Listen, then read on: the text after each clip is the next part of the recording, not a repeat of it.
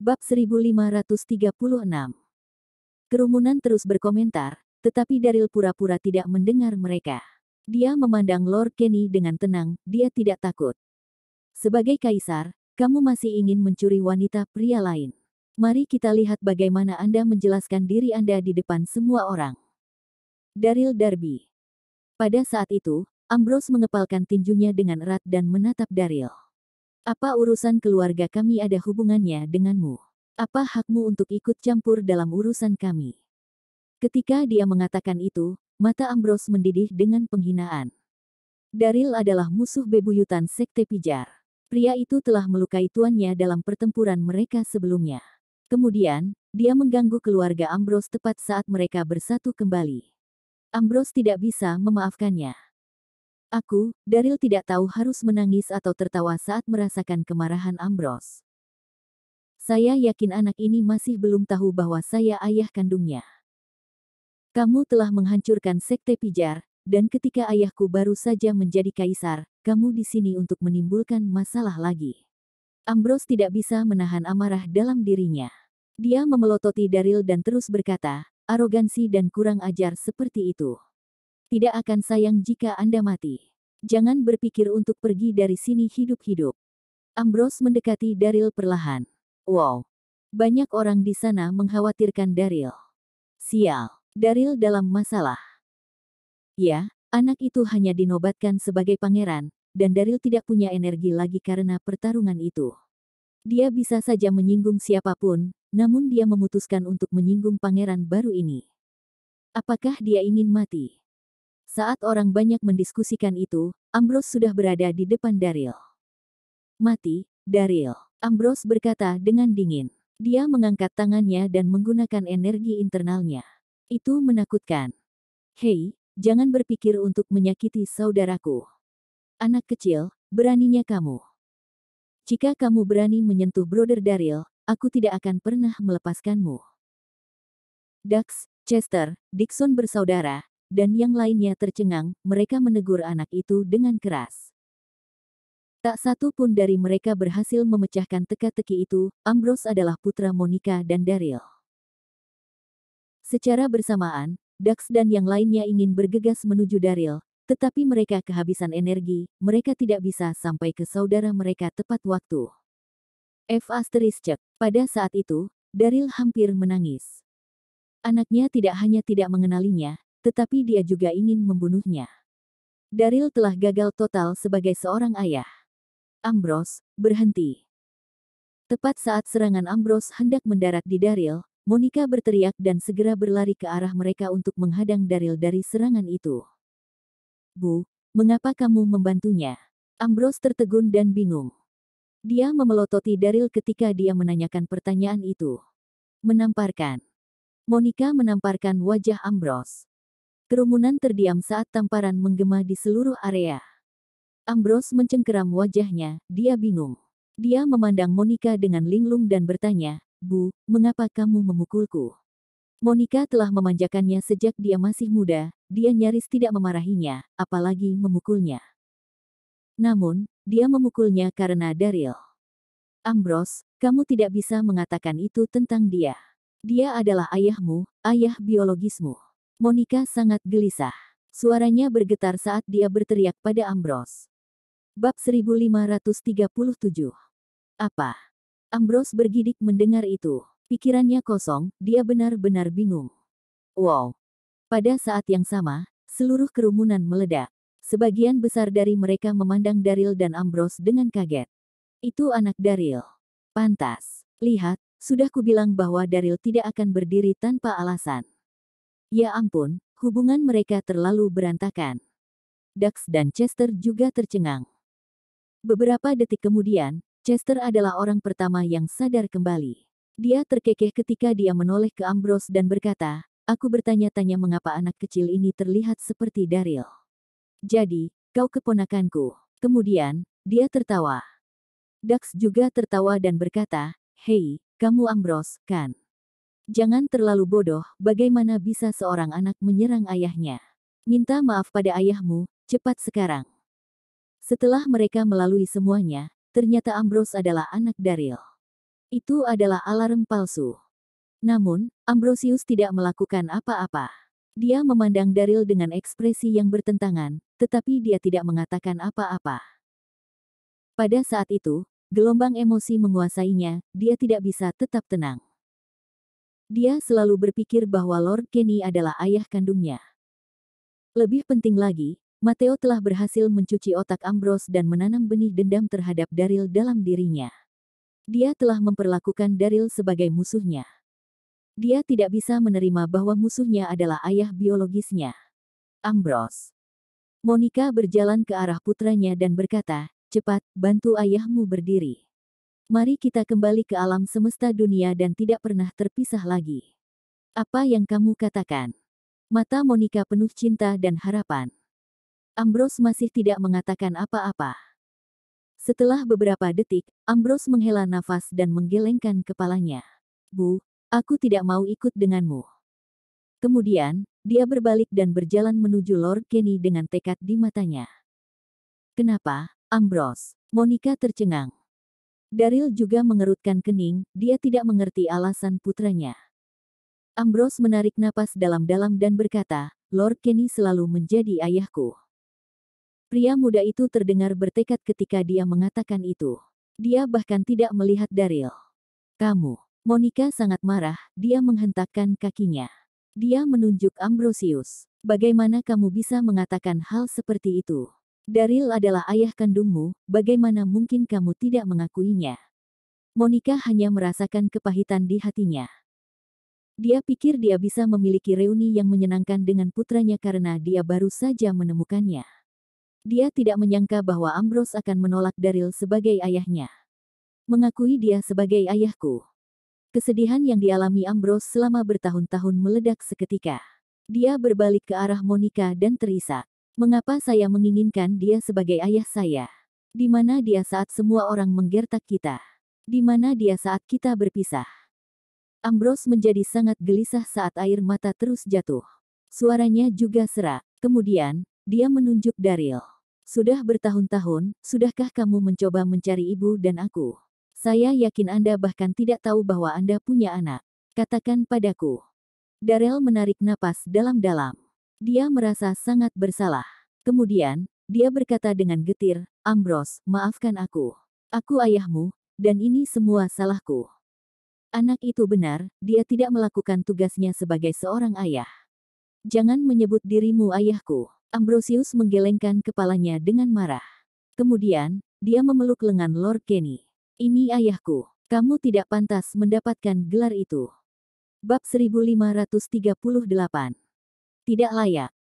Kedua kata itu seperti palu besar yang tak terlihat yang telah menghancurkan hati Daryl. Gedebuk, gedebuk, gedebuk. Daryl tersandung beberapa langkah ke belakang, wajahnya benar-benar pucat. Dia patah hati dan kesal. "Kakak Daryl, kamu bocah. Bung, jangan bicara seperti itu pada ayahmu, atau aku akan menghajarmu." Saudara-saudara Dixon, Dax, dan Chester sangat marah, terutama Dax karena dia adalah pria yang pemarah. Dia hampir melompat. Dia memelototi Ambrosius. "Kasar sekali. Saya pikir Anda perlu pemukulan." "Diam." Ambrose menatapnya datar. "Ini adalah bisnis keluarga kami, apa hakmu untuk menyela?" "Kamu." Dax sangat marah, tetapi dia juga tidak bisa berkata-kata. "Itu benar, itu urusan keluarga Daryl. Namun, dia adalah saudara Daryl. Itu berarti putra Daryl juga putranya. Anak itu terlalu kasar, itu menyebalkan." Pada saat itu, Dax terluka parah, sehingga dia tidak bisa bergerak. Kalau tidak, dia akan memberi Ambrose tamparan yang bagus. Wow. Pada saat itu, orang banyak melihat mereka dengan ekspresi yang bertentangan. Kemudian, mereka mulai berdiskusi di antara mereka sendiri. Anak itu tidak mengakui ayahnya sendiri. Ini semakin menarik. "Persetan denganku, berapa banyak wanita yang dimiliki Daryl? Dia memiliki seorang putra, namun dia tidak pernah mengetahuinya." Kerumunan terus mengomentari itu. Monica merasa malu dan marah pada saat yang bersamaan. Itu seharusnya menjadi reuni yang bahagia, namun menjadi seperti itu. Mereka telah menjadi bahan lelucon di dunia kultivator 9 daratan. Itu terlalu memalukan. Lord Kenny terkekeh dan mengelus kepala Ambrose. Sepertinya aku tidak menyia-nyiakan cintaku padamu. Apakah kamu benar-benar bersedia untuk tinggal di sisiku? Lord Kenny memandang Daryl ketika dia mengatakan itu. Jadi bagaimana jika Anda adalah pahlawan dunia semesta? Anak Anda tidak ingin Anda menjadi ayahnya. Ambrose mengangguk tanpa ragu-ragu.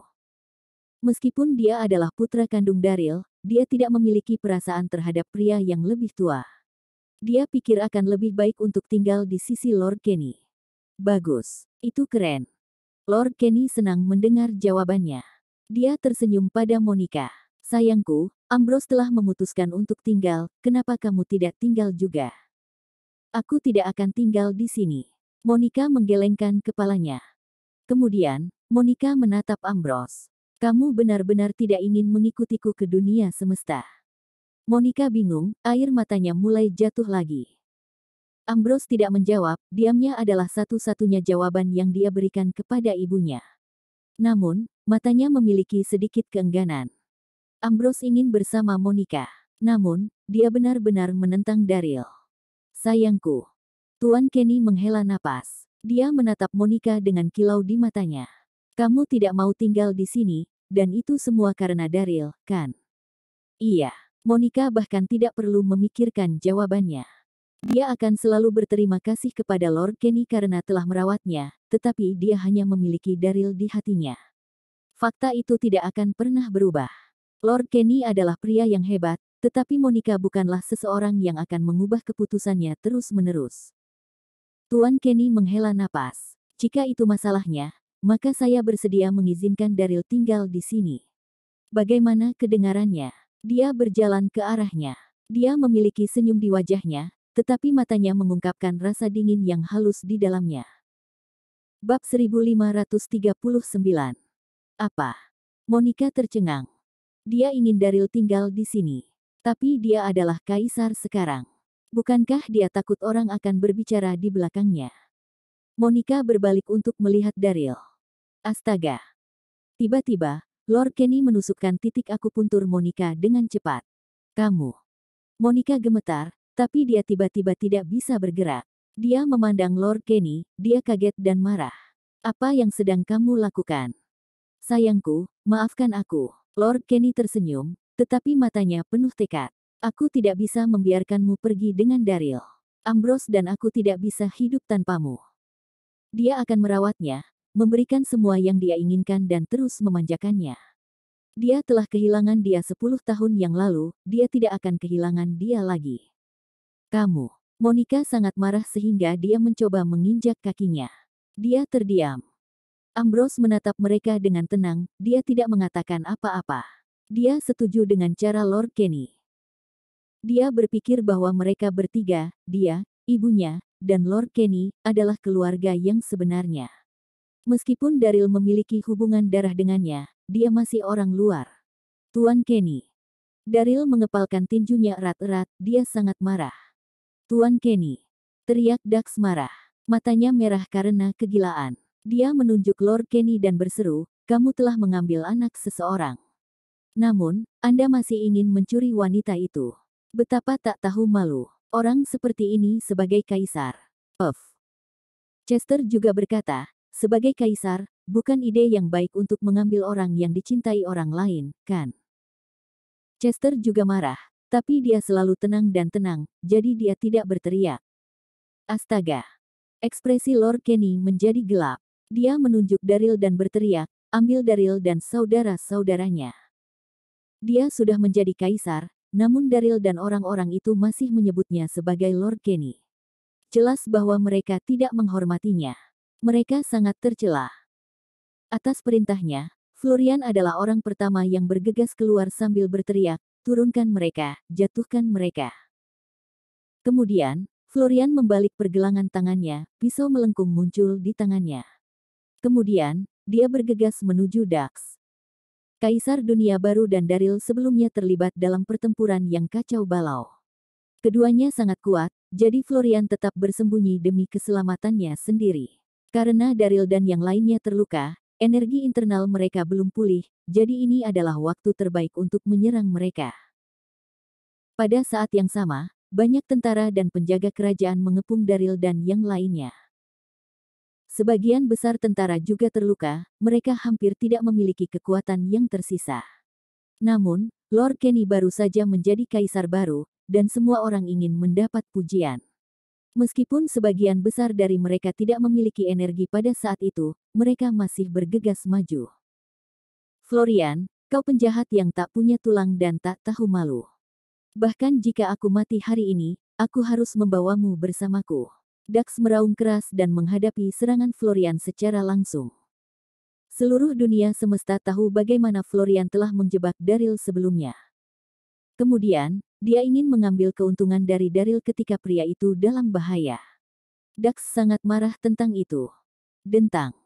Dalam sekejap mata, serangan Florian dan Dax bentrok. Dax mendengus saat benturan itu memaksanya mundur sekitar 10 meter. Wajahnya pucat, dan dia memuntahkan seteguk darah. Namun, matanya masih penuh dengan semangat pertempuran. Dax sangat kuat, tapi dia sudah terluka. Tentu saja, dia bukan tandingan Florian. Bang, bang, bang. Sementara itu, Daryl menggertakkan giginya dan melambaikan Heavenly Halberd untuk menghentikan tentara dunia baru dari serangan lebih lanjut. Namun, ada terlalu banyak dari mereka, dan dia tidak bisa memblokir semua upaya mereka. Menusuk. Kemudian, seseorang menikam Daryl dari belakang, darah langsung tumpah dari lukanya. Namun, Daryl masih menggertakkan giginya, dia tidak mengeluarkan suara. Pada saat itu, dia sangat marah. Dia berpikir bahwa pertempuran akan berakhir ketika Lord Kenny muncul.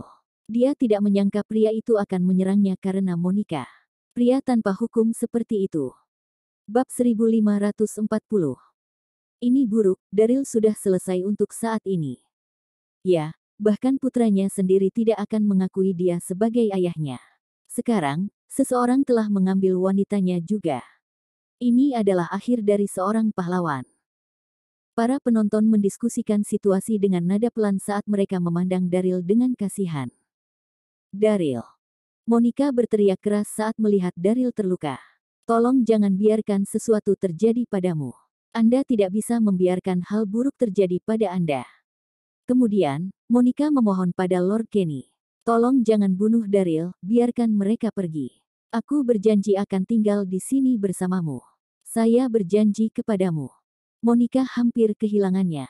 Dia enggan untuk tinggal di sana, tetapi dia tidak punya pilihan. Dia akhirnya berdamai dengan Daryl. Dia tidak menghabiskan cukup waktu bersamanya, dia tidak ingin dia mati di sana. Lord Kenny tertawa ketika mendengar itu, dia senang. Dia tersenyum dan mengangguk. Yah, selama kamu memutuskan untuk tinggal di sini. Kemudian, Lord Kenny berteriak pada Florian. Hari ini adalah hari pertamaku sebagai kaisar, saya tidak ingin membunuh siapapun. Bawa Daryl dan yang lainnya dan kunci mereka. Jangan bunuh mereka. Lord Kenny ingin segera membunuh Daryl, dia tidak ingin Monica memikirkannya lagi.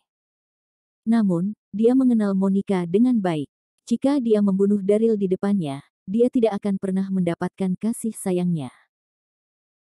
Jadi, dia berencana untuk menangkap mereka sementara, dan ketika Monica tidak ada, dia akan berurusan dengan Daryl dan kaki tangannya. Ya yang mulia, Florian menanggapi. Florian terdengar hormat ketika dia menjawab Lord Kenny. Namun, dia hanya merasakan kebencian di hatinya. Sial, saya pikir saya bisa membunuh Daryl hari ini untuk mencegah masalah di masa depan. Siapa yang tahu bahwa kaisar ingin mereka tetap hidup? Namun, dia akan memiliki banyak peluang lain untuk membunuh Daryl selama mereka menahan pria itu. Kemudian, Florian memerintahkan pasukan kerajaan untuk melanjutkan serangan. Bang, bang. Bang. Florian dan para penjaga mendengarkan perintah Lord Kenny, mereka tidak menyerang untuk membunuh. Namun, Daryl dan yang lainnya tidak bisa lagi bertahan. Selanjutnya, ada sekitar selusin pembudidaya kaisar bela diri di bawah komando Lord Kenny. Bagaimana Daryl bisa membela diri? Daryl menerima beberapa serangan pedang dalam rentang waktu setengah menit. Darah terus merembes melalui luka-lukanya. Dax, Chester, Zoran, dan yang lainnya juga dikepung. Itu adalah situasi yang buruk. Dax benar-benar kehilangannya. Dia mengayunkan kapak raksasa itu secara maniak untuk membunuh semua orang, namun Florian berhasil menyerangnya di bagian dada. Dax segera memuntahkan seteguk darah. Dia mundur ke sisi Daryl. Dax, aku minta maaf karena selalu menyebabkan masalah. Daryl tersenyum pahit ketika dia berbicara dengan Dax. Diam. Jangan katakan hal seperti itu pada saudaramu. Dax mengertakkan gigi dan memarahinya. Pada saat yang sama, dia melambaikan kapaknya. Dia berteriak, bajingan ini. Saya tidak percaya bahwa kita tidak bisa bertahan melawan Lord Kenny. Ayo serang. Iya. Darah Daryl mendidih. Dia berteriak, dan kemudian kedua bersaudara itu segera berlari ke arah Chester. Kemudian, mereka mencoba menerobos serangan sekali lagi. Namun, orang-orang Lord Kenny dan para prajurit terlalu kejam dalam serangan mereka. Daryl dan yang lainnya hampir tidak bisa memblokir mereka. Dentang, dentang, dentang. Daryl mencengkeram Heavenly Halberd dengan erat di tangannya saat dia melambaikannya. Dia tidak tahu berapa banyak luka yang dia terima, meskipun dia tahu bahwa dia terluka parah. Darah telah lama mewarnai seluruh pakaiannya menjadi merah. Daryl bisa merasakan sakit di sekujur tubuhnya. Seluruh tubuhnya, anggota tubuhnya, punggungnya, tidak ada satupun area yang tidak menyakitkan. Menusuk. Pedang lain menusuk tubuhnya, itu telah menusuk bahunya. Daryl tahu bahwa dia telah kehilangan kekuatannya dengan cepat. Kemudian, dia jatuh ke tanah. Dax dan Chester juga kalah jumlah, mereka terpaksa mundur.